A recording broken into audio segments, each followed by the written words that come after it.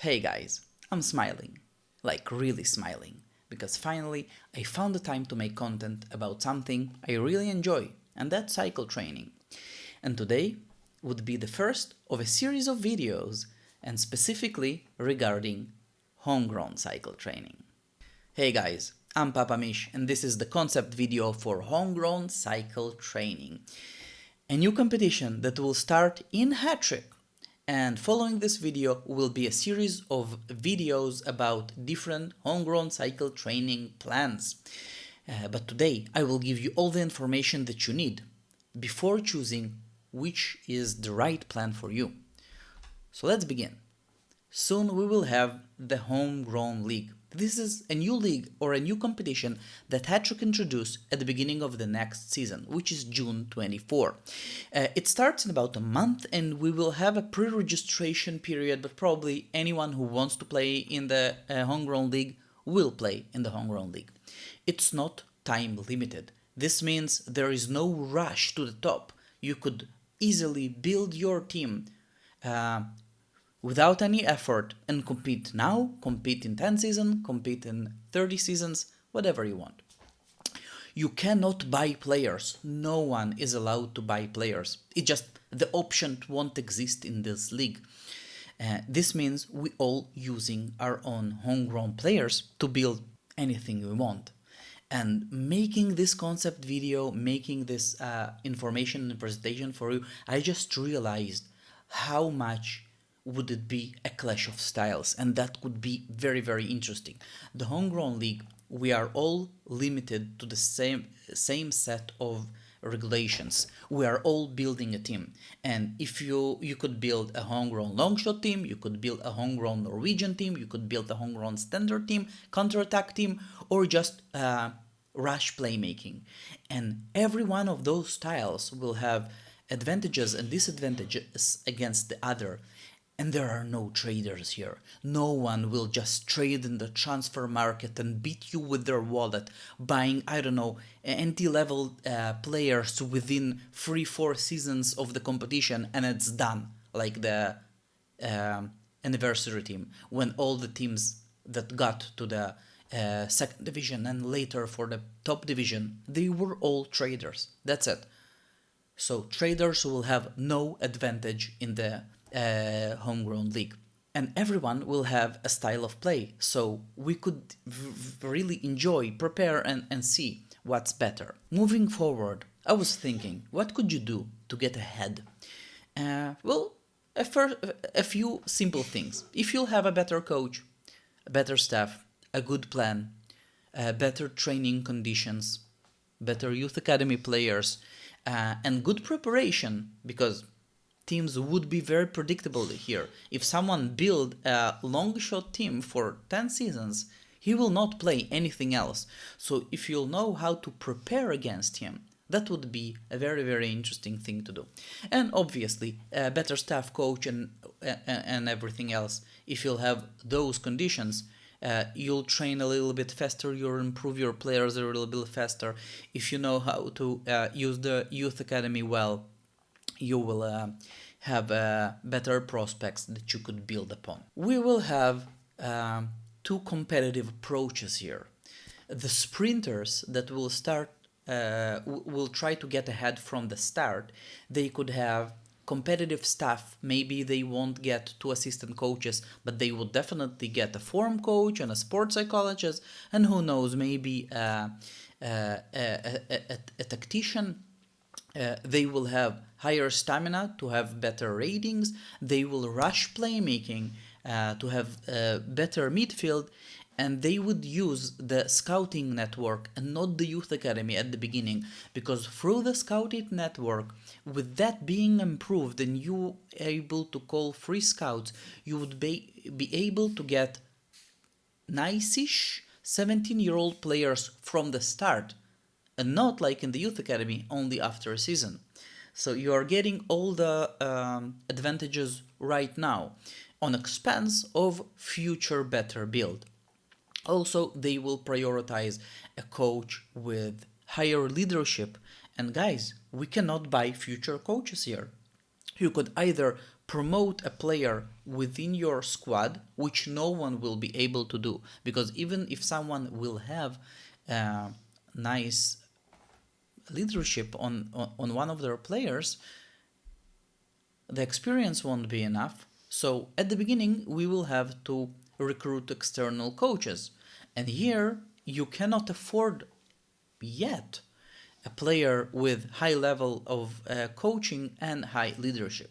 So you will have to choose. Probably they will prioritize leadership, gain better ratings, win at the beginning, and promote in the first seasons, and they will try to rush to the top and take the first titles of the homegrown league.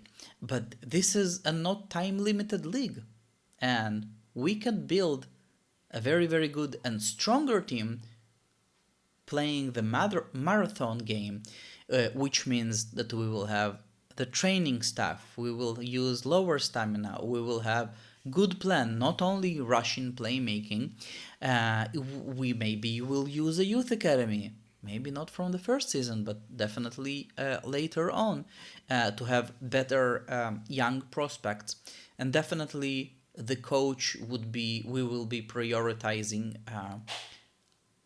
training level and not leadership.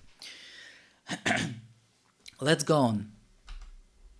So, what is homegrown cycle training? As you could see here, it's a training approach to build a team only using homegrown players. It's from your starting squad and the youth academy for a long-term training plan that includes several training types. I said like a few years ago that cycle training is a form of art, like a tailor-made suit. And in the homegrown league, that's even more accurate, because using normal cycle training, which I really, really enjoy, you could always have some money on the side, and unless you won't be able to improve upon a homegrown player, but usually we don't have more than 2, 3, 4 homegrown players. All the other players, the half-baked players, the roundup players, you could always improve upon them with more money. But here we are actually making this plan, molding it to our preference, and we are giving up something but getting something else. That's very, very interesting. And here we are building from the ground up.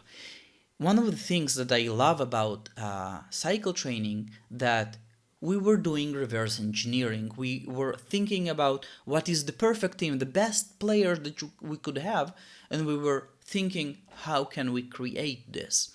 Here it's different. We maybe can create a few perfect players, but 3 amazing players will lose to 11 nicely trained players as a team. So we are building the plan from the ground up. And the axioms for the homegrown cycle, we are using only homegrown players. Obviously, we cannot buy anyone. We are molding the team to reach a competitive play. Eventually, we will want to play competitively, reach nice ratings, and win titles. It's more important to build a team than a perfect player, as I said. 11 players that we build as a team will beat any free inner midfielder superstars with nothing around them. Money is spent here only on the coach, staff, youth academy, and salaries. That's it. We might increase the stadium, but the revenue will come from the stadium, but that's it. We cannot buy players. Mediocre starting players are okay. We are not only waiting for our stars, as long as it suits our training plan. Players with specialities are a bonus.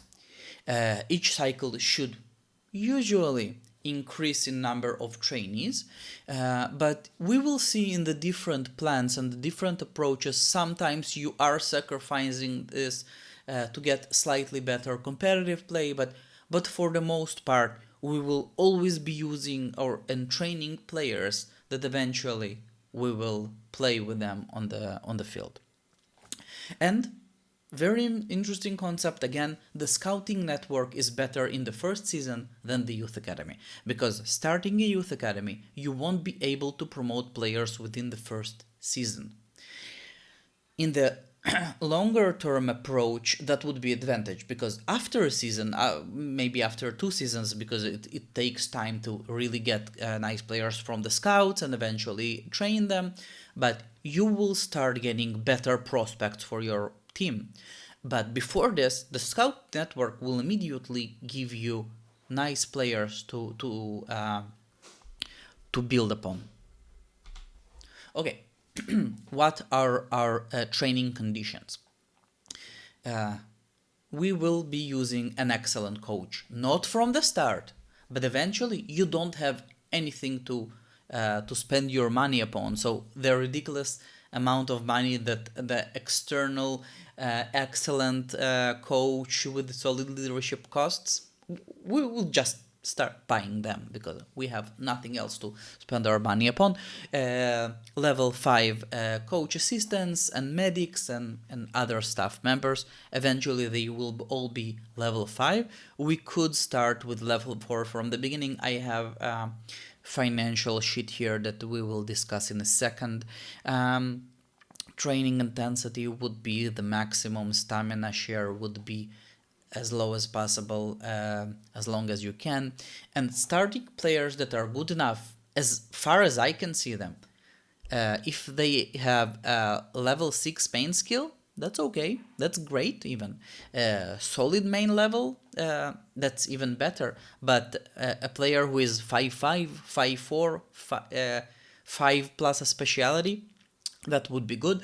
Later with the youth academy or enough time in the scouting network, probably double passable youth academy players would be the players that you want to start building upon. Obviously everyone would be quite young, maybe, except the beginning of the plan, financial planning. So as I recall, a starting budget for a new team is 300k, and hiring a solid coach is 268k. A coach, his salary would be 10k. For a level 4 assistants, it's 8k. For level 5 assistants, it's 16k. Youth academy is costing us 20k, and probably the scouting network, if you're calling free scouts, also 20k.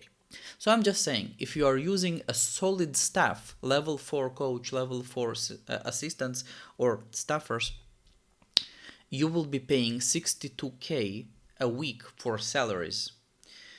I checked the sponsors, the average sponsors in the 6th division in Israel for a fan base of 1100, which would be slightly more than what we will have at the beginning. But again, I'm guessing 50k from sponsors is something that we will get, and also crowd revenue even from the beginning. I would say 50k on average a week would be a fair estimate.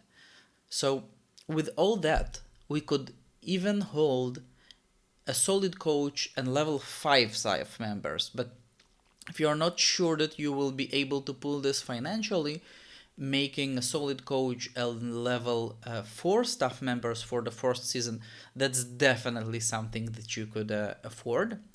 The excellent coach salary and level 5 staff members would cost you 104k a week.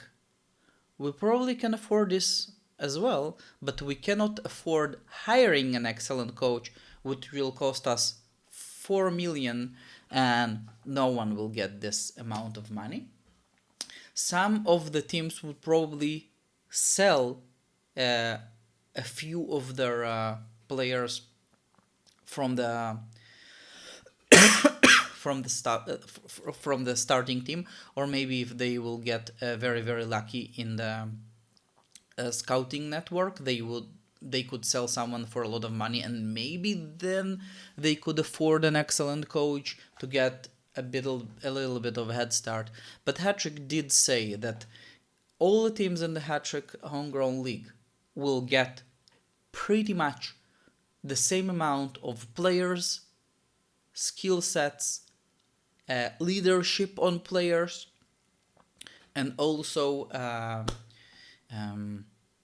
there was something else. Wait, there was something else. Leadership. Yep. I think that's it. Same amount of players to begin with. So they also said that they think that we will start getting like special bonuses. Like every week we could be able to pick between two players. Maybe they would be like 19-year-old or 20-year-old, but their main skill will be formidable 9, which will give a better head start. So maybe if you are training something and then you are getting a better player in a position that you are not training, that could give you some competitive advantage. A lot of different things here. So that's basically what I wanted to say. We could pull financially all of those things without big problems.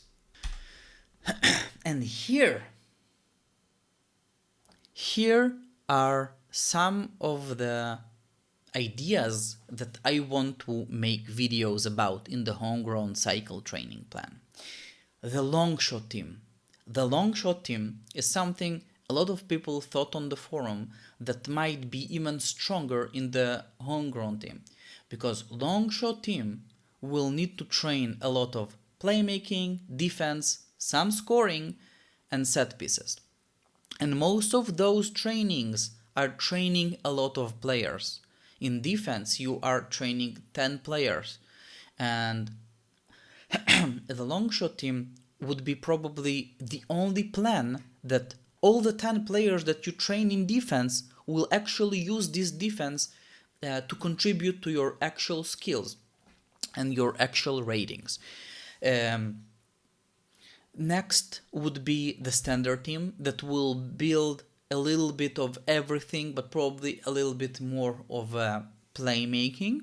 But that would be the most versatile team that could play attack on wings, attack in midfield, maybe a counter attack here and there, and overall they will be jack of all trades but master of none.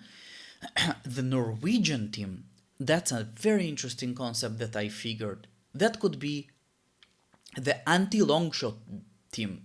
So I'm speaking about pure Norwegian team, probably training a lot of playmaking, scoring, and passing. Maybe not even waste time on wing. A lot of playmaking, maybe even more than a long shot team, will give them better possession. Attacking from the midfield with scoring, they will have scoring on their forwards and on their inner midfielders, and passing to round everything there. So very interesting concept that I want to make a video about. And basically I at the beginning I thought I would make videos about those 3 training plans. Long shot, a lot of people ask that, standard and Norwegian. Then I figured, you know what, the clash of styles that we were speaking about, we could actually see what's better and how do we do it.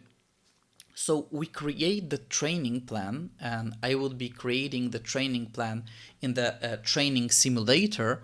And even here I already build a concept of a long shot training plan. I might change it here and there, but then we will have also the standard and the Norwegian. And then I figured, why not check the PM Rush? Let's say a team will train only playmaking, they will have an adventure there.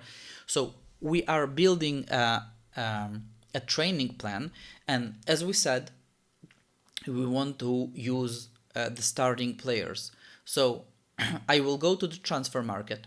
I will find a double inadequate player, which probably we all will have in the homegrown league. Maybe we will have even slightly better, but I'm just saying, let's take a 17-year-old double inadequate player. Put him in the training planner.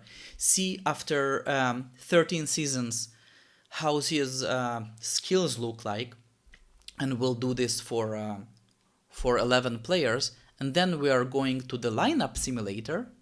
We are scrolling down and we are adding custom players. We will add the final ratings that we'll have and see which ratings do we actually get on the field. And with that, back here, so we are creating a plan, adding a custom team, and then comparing the ratings from the different plans. At the end of this series of videos, we could have, I don't know, competition, league, top division battle between different concepts like longshot team, standard, Norwegian, PM rush. I don't know if I'll make a counterattack plan, but I'm just saying that's one of the concepts that we could explore. It could be interesting. So, as you could see, I'm excited about this. And I want to make the free videos about longshot, standard, and Norwegian, maybe even the PM rush, before the homegrown starts. So please let me know in the comment sections, what do you think? Do you have any ideas about the concepts that we need to talk about and think about regarding the homegrown league? So now, let me know in the comment sections. What do you think about it? Are you excited about this? At the beginning, I wasn't sure that I really want to start a homegrown league. I knew that I don't have the energy or the time to start a new team in a new country and making all the trading and full competitive team with older players and trying to get the first titles there. Like, already did this. But starting making this video really makes me think that could be even more interesting than I initially thought. That's it. Thank you for watching. As always, Hattrick, it's more than a game, it's a community. And also, let me know which one of the plans or the ideas you are most excited about in the Homegrown League. See you next time.